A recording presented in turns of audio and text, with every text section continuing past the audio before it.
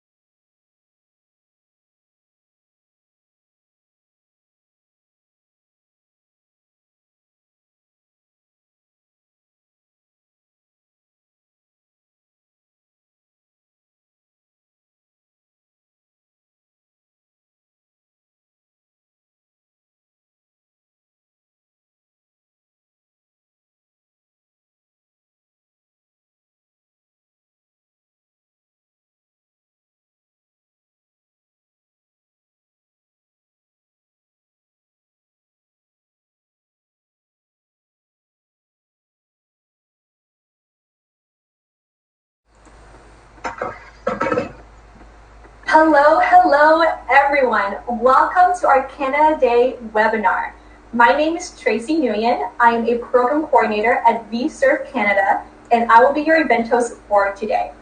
Now, before we begin, we would like to take some time to acknowledge the recent events involving the Indigenous communities. Our hearts broke when thousands of unmarked graves, belongings, and remains of Indigenous children were discovered at former residential school sites across the country. It is essential to acknowledge and raise awareness of the atrocities inflicted on Indigenous communities. Canadians stand with Indigenous people across the country during this time of mourning. More than ever, Canada Day is a time for all Canadians to show empathy, understanding, and humility. It is also an opportunity to educate ourselves, reflect, and learn from the lessons of our past, and move forward on a shared path of reconciliation. Thank you. I know you're all excited for today's webinar. We have a few special appearances as well as a scheduled Q&A session with immigration consultant Reet Banga to answer all of your questions. Please feel free to type out your questions in the comments below and we will get to them during the live Q&A portion. To start off, I ask all of you to rise or remain silent during the playing of Canada's national anthem.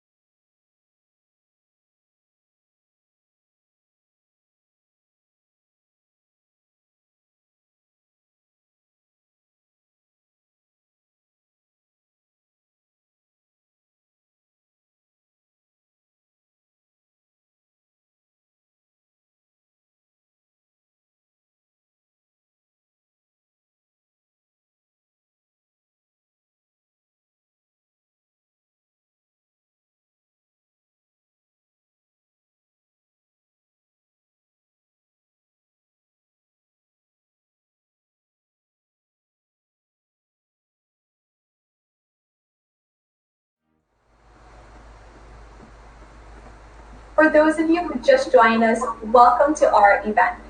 VServe Canada has partnered up with Aura Arts to present the Canada Day webinar, sponsored by the Government of Canada. Now, I would like to invite Anu Srivastava, who is not only the Executive Director of VServe Canada, but an exceptional community leader, philanthropist, and an entrepreneur. Please welcome Anu Srivastava. Hello, everyone.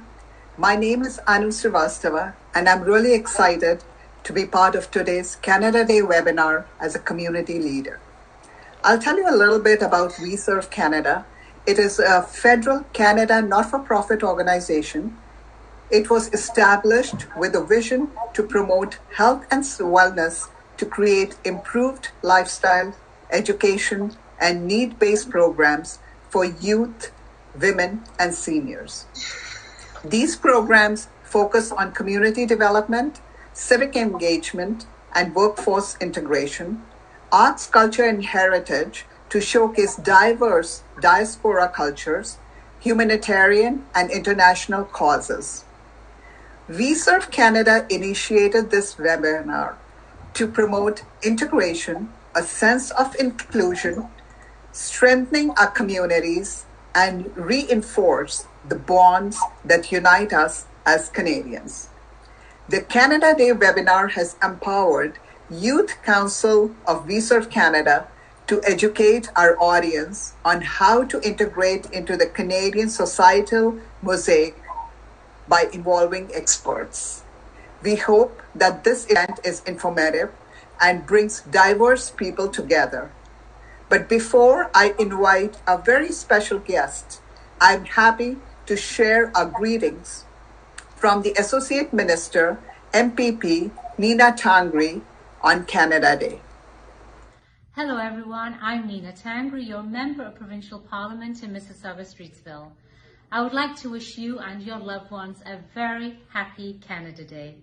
As we enter our 154th anniversary of our Confederation, let us take this time to reflect on the opportunity our great country provides. For decades, people across the globe have chosen Canada as their permanent home. While recent events show that our country still has work to do, we have truly come a long way. We've seen our country come together like never before during this pandemic, with neighbours lending each other a helping hand, individuals volunteering at vaccination clinics, and frontline workers making sacrifices each and every day. Let's take today to celebrate our great country virtually, recognizing that by this time next year, we'll likely be together in person again. Once again, happy Canada Day. I would like to now invite our special guest, Reet Banga, who is a registered Canadian immigration consultant at RKB Immigration, and she will be answering a few questions today involving the immigration process to Canada.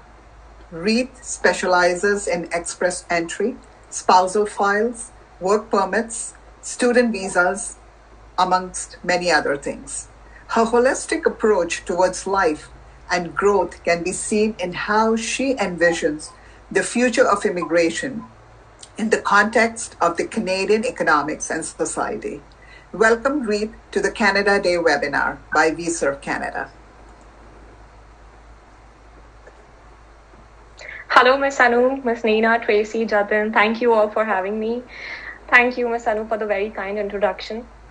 As she mentioned, I'm a licensed immigration practitioner and the founder of RKB Immigration Consulting based in Brampton, downtown. At RKB Immigration, we strive to bridge the gap between Canada and the people who want to call this great country their home. So not only do we provide a full range of immigration services, but we also provide post-landing and settlement services for new immigrants so that it's easier for them to blend and integrate into the Canadian socio-cultural fabric. And I am really glad to be presented with this opportunity here today by VServe and ARA Arts and given this platform to discuss the Canadian immigration. That's great, Reet. I think before we start the live Q&A question for our viewers, I'm going to invite Tracy, our event host, Jatin, who's going to be a Q&A moderator to join us. And I think I'll start off with the first question. Reet, that's for you. Is it feasible to complete the immigration process on your own, or is it necessary to hire an agent? Thank you for using the term agent, Ms. Anu, because it is a very commonly used term and it's often misused and used incorrectly. Before I go into the depth of it, I would like to explain who currently are representing immigration cases. Lawyers, paralegals, licensed consultants, and coast consultants. Now, these lawyers, paralegals, and licensed consultants go through studies, multiple examination, and rigorous training before they are actually authorized to represent immigration cases. And coast consultants, as the name suggests, do not have an identity and they are not legally authorized to represent anybody. In fact, they are one of the biggest contributors to immigration fraud. And whatever they put in your application goes by your own name. So if there is anything that's falsely represented by a ghost consultant, it could lead to misrepresentation and a ban from Canada for 5 years. So before we begin, just a reminder that before you hire a representative, make sure to check that they are a licensed consultant or a lawyer, or they're basically an authorized representative. Now, coming to the question itself, whether you should hire a representative or not, this totally depends on how much immigration knowledge you have, what kind of application it is, how much time and money you have to put in your application. So if you are somebody who wants to do their application on their own, the Canada government website is a very helpful resource. But if you are a student who has invested, let's say, 30 grand in studies and 2 years of your time, in studies in Canada. I don't personally think it's worth saving a couple $100 to apply for your postgraduate work permit unless you are 100% sure what goes in the application. If you're 100% confident what goes, by all means, do it on your own. But if you're not, save your future and hire a representative. Thank you for answering, Reet. Our next question that we have is, could you tell us how much does it roughly cost for Canada's immigration process? So Tracy, immigration can cost anywhere between $1,350, which is for express entry, to up to $1 million, and even more depending on if you're coming on a business visa. For a student, if I say annual fee of 1 year costs $15,000, and for study permit, if you're qualified under SDS, there is a component called GIC, which is your living expenses. You're not paying it to anybody else. It's in your own bank account from your home country to Canada, which would be $10,000. So to start a student application, you should have a budget of at least $25,000. And for other application, it varies a lot. Could you explain more about what does the process look like end to end for students and the PR point system? Yes. So for students, Tracy, when a student comes after 12th standard, we usually recommend to go for a 2 or 3 year program because that gives them a 3-year work permit and time to gain some Canadian experience, which will ultimately make them eligible for express entry.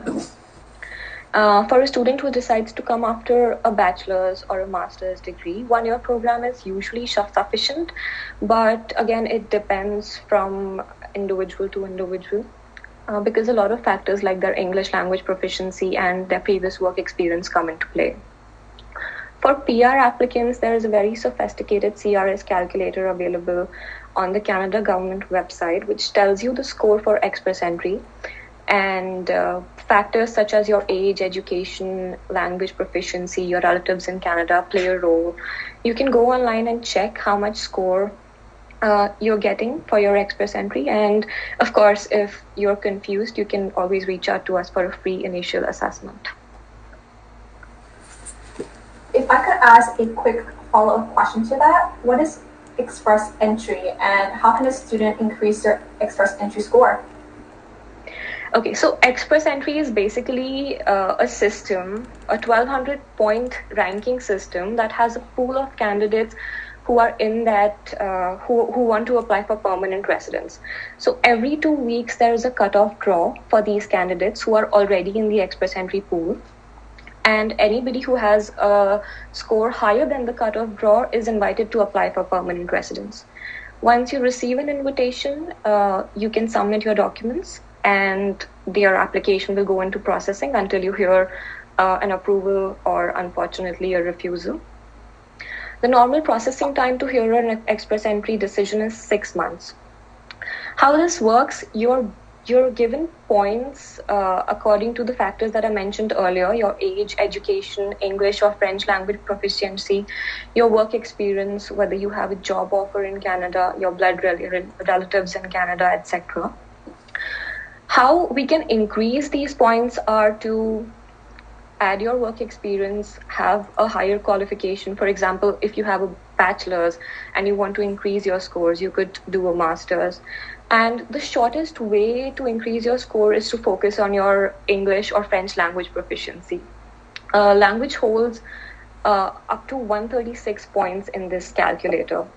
So if you can just retake your IELTS or CELPIP and score more, you can really see a jump in your points, express entry points. A good score, I would say, is anything over 450. But in the past year, due to COVID-19, we have seen extreme fluctuations where we even saw a draw of 75 a couple of months ago.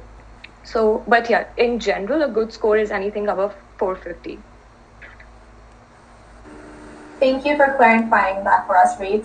How does one go about showing proof of funds when coming into Canada? So proof of funds, if you're talking about settlement funds, these funds need to be very readily available in your bank account.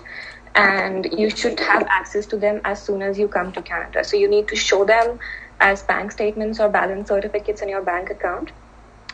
If you're talking about the net worth that we sometimes need to show for provincial nominee programs or business investor visas, you can use your property evaluation, fixed deposits, mutual funds, stocks, etc., to show your net worth of assets.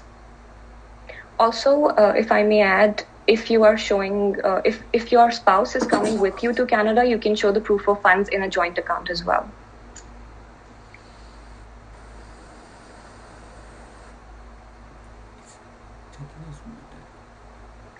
I think you're on mute, Jatin. You're on mute. Okay.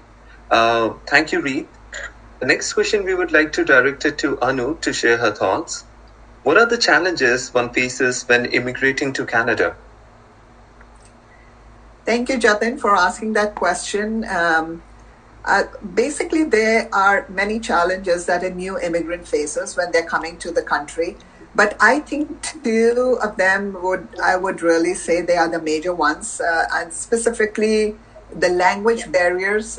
You might have that in the employment opportunities. So specifically, people who are coming from India, typically they don't have that language barrier because most of them are conversant in English. But people, if they're joining from other parts of the world, that might be a little bit of an issue. So it's always good to have either English or French as a second language that you might want to work on before you come here. The second barrier is of course, the employment opportunity, because resuming your professional career in a new country, I think that probably is the biggest challenge, because no matter how extensive your qualifications are or how good your professional experience is back home, having your credentials recognized in the Canadian marketplace is quite difficult. And especially if you are in a specialized, highly specialized field like a lawyer or a doctor or something, then literally it could take years before you could actually become fully accredited to practice in Canada. And also I find that, for finding a suitable employment, it also comes with two issues, specifically when you land over here. One I already mentioned to you about the credentials being recognized. The other is about getting the relevant work experience. So it is a bit of a catch-22 situation, which many immigrants find almost impossible to break. But those are two major factors challenges that I find that the immigrants face. But other than that, there are some other challenges which could be housing related. How do you access the local services? Just the way the transportation system is over here, maybe the cultural differences, although with now the internet and all that being over here, it's become a lot easier and people do get to know what all is there. But still, maybe just how you would like to raise your children. It might be a totally different lifestyle and, the way you would over here in a Canadian setting. And sometimes people who come to Canada, they might even feel a little lonely and isolated because they have left all their family and friends behind. And last but not the least, I find I think people are a little bit shaken when they see the weather, depending upon where they are coming. Of course, Toronto has become really good. I think it's the weather. The winter is not that bad, but if you are going to Quebec or any other northern states or provinces, it's a little harsh weather, if I can put it. So those are the few things that I typically feel that are the main challenges that a new immigrant faces when they're coming to the country. Thank you, Anu, for your insights. I'll switch back to Reet for this one. Reet, could you please provide a brief overview of the legal and taxation systems and processes within Canada? So the taxation Canada government, the taxes need to be done annually, of course. As soon as you start earning, you need to start paying your taxes. You have the deadline of paying taxes until April, or mostly until April. And about, I think Miss Anu would be able to answer this in a better way. Yeah. Because that's out of my realm of sorry, expertise. Jatin, can you just repeat the question again? Sure. So the question is asking about a brief overview of the legal and taxation systems and processes within Canada. Okay, so basically from legal system, I don't think there is anything specific apart from the fact that you don't get into trouble over here, basically. But from a taxation point of view, really you have to submit or remit your income tax, and that is typically the fiscal year end is from April to March. So every year you have to do that. That's mostly the most important thing that really needs to be done from a taxation point of view. And obviously it is all different for the students and the professionals and all that. And everyone would probably know that because Canada is a socialistic country, and because of that, the taxation is very, very high, because we are footing the bill for our health care and all the other social welfare things that are prevalent in Canada. So basically, I think once you all come over here, you would be able to get a better understanding of that. And there's not that much of relevance in terms of what kind of systems really exist. Mm-hmm. Thank you, Anu. So, Reet, can you tell me more on the documents that one needs to apply for once they are settled within Canada, such as SIN or OHIP, etc.? Okay, so the first document that you need as soon as you enter Canada is your status document. So as soon as you enter Canada as a permanent resident, you're given a landing document, and you would have to update IRCC of your new Canadian address, and they would send you the PR card within 180 days. For temporary residents such as students and workers, you get your study permit or work permit, which you obviously need to keep safe. Secondly, the next most important document is your social insurance number, or SIN, which is the equivalent of a PAN card in India or a social security number in the USA. Now without this document, you are not able to accept any employment, and this also is a very private document that you need to keep secure, because if anybody has access to this information, they can use it for identity theft and other kinds of employment fraud. Usually, if you're coming via the Toronto Pearson Airport, then there's a Service Canada office over there where you can get your SIN number if you're landing on weekdays. Otherwise, if you don't get it at the airport, there are multiple Service Canada offices all across the city where you can go and get your SIN number. The next important document is your health card. Now, this document depends from province to province. Ontario has a OHIP card, which is the Ontario Health Insurance card. And for permanent residents and workers, you can get this health card. For students, your insurance is already covered in your tuition fee, so you do not need to get this particular health card. Another important document that I typically always recommend my students is that to take your G1 driver's license test as soon as you come within the first month. It is a very simple paper-based test, and since you do not have a government authorized photo ID like PR holders, like a PR card, this is a great addition if you need to show any proof of Canadian identification. And if you choose to retain our services, we also provide preparation material for this G1 driver's license along with other things. Okay.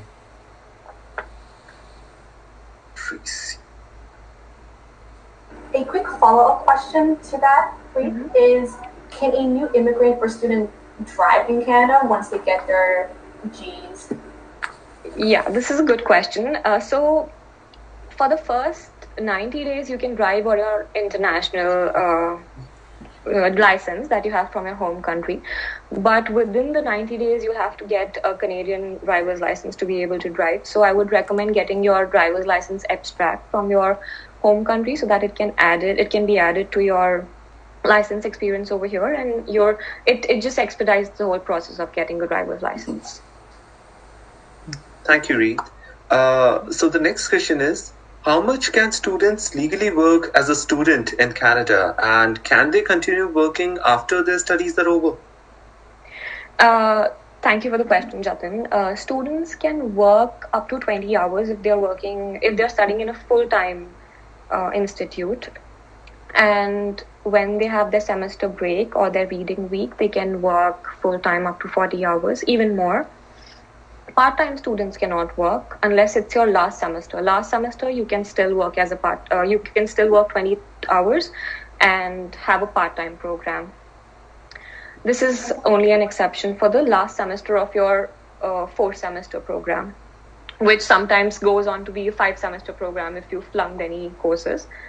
So yeah, that's there. And so as soon as you receive your first notification from your educational institute that your program is over, you need to immediately stop working and apply for your postgraduate work permit. So you have to stop working, and unless you apply for the PGWP, you cannot resume work. As soon as you apply for the postgraduate work permit, you can resume work immediately without waiting for the approval of this particular document, and you can work full-time. Okay. Slight follow-up to this. How long does it take for the work permit to arrive, usually? Usual times, what we've seen over the last few years is 2 to 4 months, but thanks to COVID, the first quarter of this year, we saw approvals in 7 to 10 days for postgraduate work permits. The next no question... thanks to COVID, though. Sorry. No. The next question we have for you, Reet, is how can a student bring their parents or their family to Canada as a student or a permanent resident? Okay, so this will be an elaborate answer. As a student, you can not sponsor your parents, but you can definitely call them on a tourist visa. A good reason to invite them on a tourist visa would be your convocation day or your birthday or any other major life event. If you're planning to get married over here, of course, you would want your parents to be here. As a student or a worker who is here and wants to call their spouse, you can call them on an open work permit, which is, I think, a great thing Canadian immigration law lets you do. Because if you're a student and over here and your spouse is outside of Canada, they can come and they can work full-time and support your education, and you can still be united with your family. So that is something that Canadian immigration law emphasizes on. As permanent residents, you could sponsor your spouse for permanent residence, and you could call your parents and grandparents on either a super visa, or you could actually sponsor them to be permanent residents, depending on how many years of taxes you've paid, what are your minimum, if you meet the minimum income requirements or not. So there various factors come into play, but these are the options that permanent residents can exercise to call their family. Thank you, Reet. The next question, I want to pass it back to Anu. Could you tell us what was one thing you wished you knew coming to Canada? Thank you, Tracy. I've been in Canada for a long time, and I think I would like to say 3 things instead of one. But my biggest thing that I feel is that I wish I knew that I could open a bank account from India before I immigrated to Canada. And this is, if I had known that, this really is very, very helpful, because it helps you bring the savings to Canada a lot easily.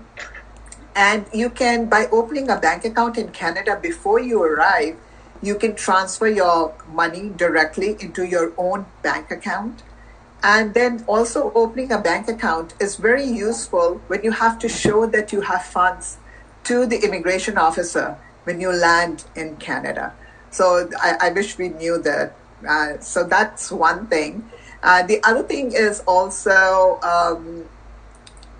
driving. So really, you have to prove yourself that you're roadworthy again. That also was a huge challenge for me in a way, because I drove always in India, and you have the left-hand drive, and here you come back to Canada, which is a right-hand drive. And not only that, the process is very intense and comprehensive, and you really have to really follow the rules, which we know in some parts of the world you kind of don't really follow the rules. But here, for me, that was the biggest challenge, was really trying to follow the rules. And it took me a few years, but now I'm very good. And the last thing that I wish I knew, which is actually a very good thing, is that Canada is really a cultural mosaic. Multiculturalism is fundamental to the Canadian identity, and it really plays even an important part in the country's politics. Like, I mean, you all will be really surprised to know that currently we have like 40 member of parliaments who are actually sitting in the Canadian Parliament, and they were not even born in Canada. So that goes to show the multiculturalism in this country. And I have to add that this country is really built on mutual respect. And that is really one of the reasons why year after year it has been said to be the best places in the world to live in. That's amazing to hear. Thank you both, Reet and Anu, for sharing your knowledge and experiences with us through those questions. We will now open up the floor for live questions from our audience. I'm going to pass it off to Jatin, who's been monitoring the comment section, and will ask the first question from our viewers. Thank you, Tracy. So moving on to the live Q&A from our viewers, Mr. Sarabjot Singh Aluwalia has raised a question that how long does it take for a postgraduate student to achieve a PR? Okay. To answer this question, it can take as less as 2 years if you're very much on time with what you're doing, if you're prepared, if you seek proper guidance from the beginning. You can come here, do a 1 year program, which is essentially just 8 months, get your 1 year of experience, which will be 1 year and 8 months of you being in Canada, and then apply for your PR right away and expect a result in 2 to 6 months, which is the timeline for express entry. So 2 years is a good time if everything is set in, if you've sought professional guidance from the beginning. But for others, a lot of things can happen, and it can take as long as 3, 4, or 5 years, depending on how much your life is on track. Thank you, Reet. Let's go to a second question. Mr. Tejveer Gill has asked, I have a question regarding TR to PR public policy. When will all 90,000 applications be approved? Okay, so Tejveer, we can never tell how, because this is a new program. The TR to PR pathway is an amazing new public policy that the government recently launched in May. It is open until November. But by when will all of these applications be approved, 90,000, we can't tell, because the last date that they'll still take an application is November 6th, I think. So, and you can expect, we've already started seeing approvals. Students who had applied on May 6th itself, some of them have already received their permanent residence. So it took, it took around 2 months. But how long it can go, it is expected to be done by the end of the year. At least the applications that have been submitted in the initial month. But we can't tell for the whole 90,000, that will be submitted later. Thank you, Reet. Let's move on to our next question. Ms. Astha Poswal is asking, what is the processing time of spouse open work permit and how one can apply for that? Specifically, what are the documents required in the process? So as per the processing time for spousal work permits is not anywhere between 1 month to 4 months in regular times. Right now, because of COVID-19, applications have been stuck for over a year because, as we all know, the Canadian government has restricted travel from all over the world. So even if the application was to get approved, they wouldn't be able to come to Canada. So they're just holding off those applications until things get better. But under normal circumstances, the timeline is anywhere between 1 month and 3 to 4 months. For the document requirement, you would need to show. So if you're a student, if I am a student and I'm willing to call my spouse, I need to be enrolled in the college. I can't study for 1 semester and then take a drop and say, oh, now I can't leave my studies, basically. That way I'll not be able to call my spouse on a work permit. If you're a worker, you need to have a job in NOC A, O, or B position to be able to call your dependent on a work permit. And for the complete document checklist, you can always visit the Canada government website or shoot us an email. That is the basic requirement. Thank you, Reet, for this insight. Let's move on to our next question, which is asked by Kavya Bhardwaj. When can we expect the next draw for Express Entry? Also, what are the score predictions for this time? Okay, Kavya. So, I think it should be today. I am expecting a draw today. But let's see. Sometime this week. If not today, tomorrow. I think we will see one more draw, which is lesser than your regular 450s, around 350, between 350 and 400. Just a prediction. But after that, after July 15th, there's a good chance that FSW draws will open. FSW's draws are those that invite people from all over the world rather than just inviting Canadian experienced class candidates who are present in Canada. So since the travel restriction has opened, we are predicting that after July 15th, the regular draws, Express Entry draws will start. So there should be one more nice draw which people can be invited for.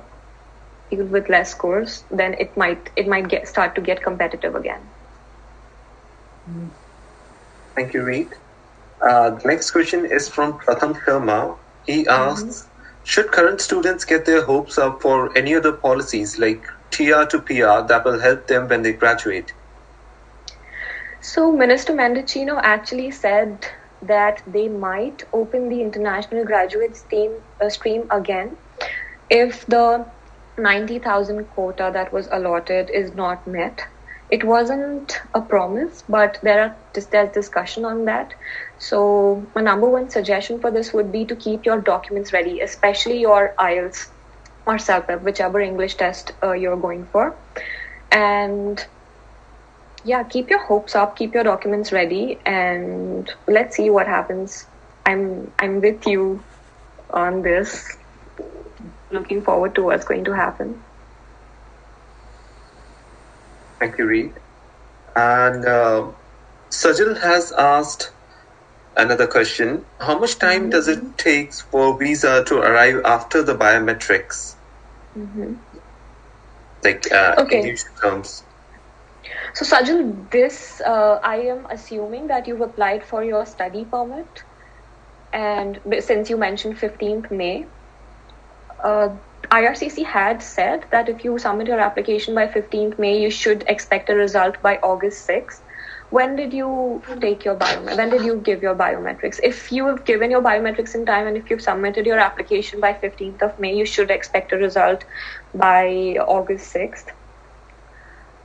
Generally, the processing time for SDS category, if your IELTS score was above 6, is 20 to 25 days. But COVID has disrupted everything, so I can't really give a sure answer for this. But yes, before August 6th, it is very much expected that you will see your result. Thank you, Reet. The next question is from Tanya Ahuja. She asks, if you're done with the post-graduation but do not have any work experience, can they apply for PR without any work experience? Tanya, this would totally depend on your other factors. If you don't have work experience, it depends on what your English level is, what your post-graduation. Post-graduation could mean master's, it could mean a postgraduate diploma. It depends on whether you have any French skills, whether you have any blood relatives in Canada. So I would suggest going to the Canada government website and calculate your CRS score. And if you need help, you can drop us an email. We'll send you an assessment form and evaluate your profile for free and tell you how much points you have and what you can do to increase the points. Thank you, Reet. You're welcome. Students. So far, it seems like these are all the questions. Sajal has replied with his biometric dates, which is 23rd July. Okay. I think 23rd July is not come yet. I think it must be 23rd June. Possibly. Yeah. So if you were done with your biometrics by 23rd June, just stay positive. You should hear something soon. All right. So far, I suppose that finishes up our live Q&A. Thank you everyone for sending in your questions. I'll pass it off to Tracy to wrap up this event. Thank you, Jatin. On behalf of VServe Canada and Aura Arts, all of us would like to thank everyone who decided to join our webinar today to celebrate Canada's mosaic. Thank you also to both Reet and Anu for completing the live Q&A of us. Reet and Anu, can you both share a few closing words with the audience? Reet?